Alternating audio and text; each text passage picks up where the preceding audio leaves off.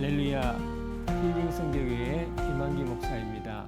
제가 목회 초기 때 뇌경색으로 정신 박야자가 된 딸과 함께 사는 어머니가 계셨는데 생활 형편이 너무 어려워서 이웃이나 교회에서 도와주는 생활비로 비닐하우스에서 근근히 살고 있었는데 그 딸이 도로를 무단횡단하다가 교통사고로 죽게 됐습니다.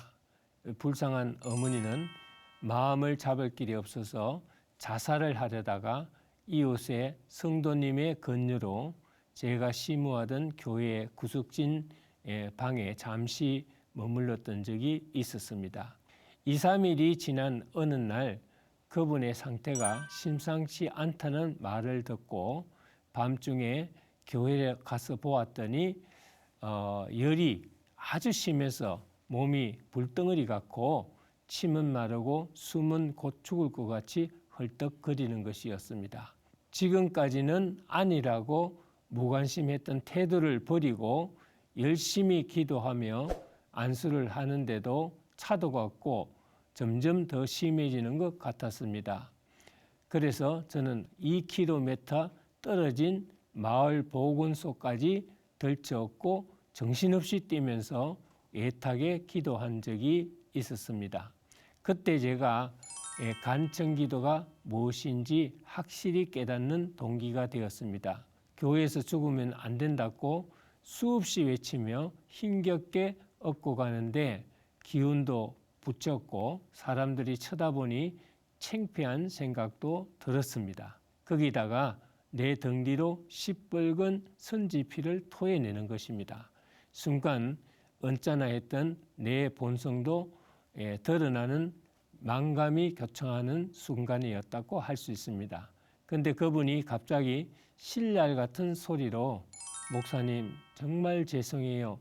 제가 천국 가서라도 기억할게요 하고 손에 힘이 쭉 빠져 축 늘어졌습니다. 그래서 저는 다급한 마음으로 부르짖으면서 하나님 살려주세요. 예수님 제가 잘못했습니다. 여기서 죽으면 안 됩니다 하고 정신없이 마구 뛰었던 생각이 있습니다. 나중에 병원에 가서 안 사실이지만은 간경화로 정맥추위를 한 상태였다고 합니다.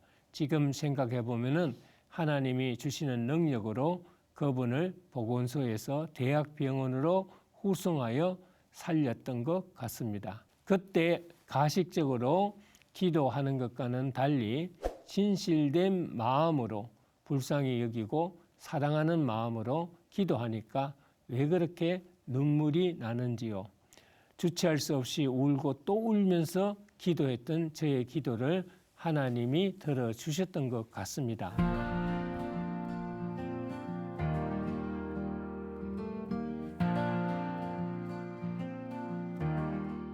오늘 본문 말씀은 히스기야 왕이 죽을 병에 걸려서 눈물을 뿌리며 기도하고 하나님께 응답받은 내용들입니다. 우리에게 절망과 위기가 왔을 때 우리는 어떻게 처신해야 될까요? 첫째는 현실을 기피하지 말고 그대로 수용해야 합니다.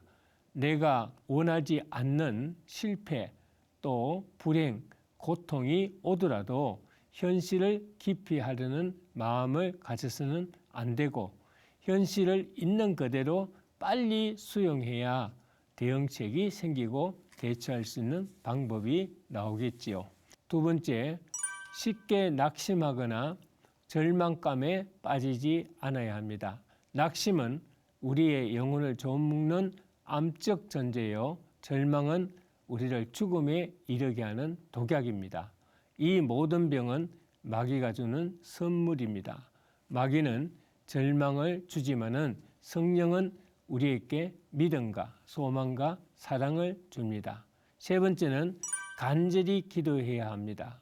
고통과 위기의 현실을 받아들이고 그것을 위해 기도해야 응답의 문이 열리게 됩니다. 고난이나 절망을 탓하고 원망과 불평으로 투정을 일삼게 되면 기도와 찬양의 문이 닫히게 됩니다. 기도의 문이 막히면은 문제는 해결되지 않고 찬양의 문이 막히면은 기쁨의 삶이 주어지지 않습니다. 오늘 본문의 히스기야의 기도를 살펴보면 그는 위기가 있을 때마다, 그리고 깊은 절망과 낙심이 있을 때마다, 그리고 병들어 죽게 되었을 때도 그는 간절한 기도로 자신의 위기와 절망을 해결했고 승리하는 삶을 살았던 것입니다. 첫째로 그는 성전으로 올라가 기도했습니다. 이사야 37장 14절을 보면 여호와의 전에 올라가서라고 했습니다. 아수르의 침략으로 위기가 왔을 때 그는 제일 먼저 성전으로 올라가 기도를 했습니다. 여러분, 어디선지 기도는 할 수 있습니다. 그러나 성전에 나와 하나님을 만나야 합니다. 성전은 하나님의 보좌가 있는 곳이며 하나님을 만날 수 있는 최상의 장소입니다. 두 번째는 죄를 멀리하고 하나님을 만나기를 원합니다. 본문 3절을 보면은 히스기야는 주의 앞에서 진실과 진심으로 행하여 주의 목전에서 선하게 행하며 살았다고 했습니다. 그것은 평소에 진실로 하나님을 만나기를 원했고 평소에 죄를 멀리하고 바르게 살았다는 것이죠. 평소에 경건한 생활이 하나님을 만나는 계기와 축복이 될 수 있습니다. 셋째로 그는 눈물로 간청했다고 합니다. 본문 3절 하단에 심히 통곡하니라고 했습니다. 그는 자기의 병과 절망적인 상한 마음을 가지고 벽면을 향하여 울부짖었습니다. 바로 눈물의 기도로 간청을 한 것이죠. 그랬더니 하나님이 감동하여 5절 하단에 보면 내가 내 기도를 들었고 내 눈물을 보았노라고 했습니다. 그리고 그의 병이 치유되고 그로부터 생명의 연수가 15년이나 연장되고 그 정구로 일령표가 움직여 해그림자가 뒤로 10도나 올라가는 것, 역사가 일어난 것입니다. 사람 앞에서 우는 것은 처량하고 초라하고 청승맞아 보일 수도 있습니다. 그러나 하나님 앞에서 눈물을 흘리며 기도하는 모습은 정말 아름답습니다. 그뿐 아니라 하나님의 마음을 움직이는 동력이 될 수가 있습니다.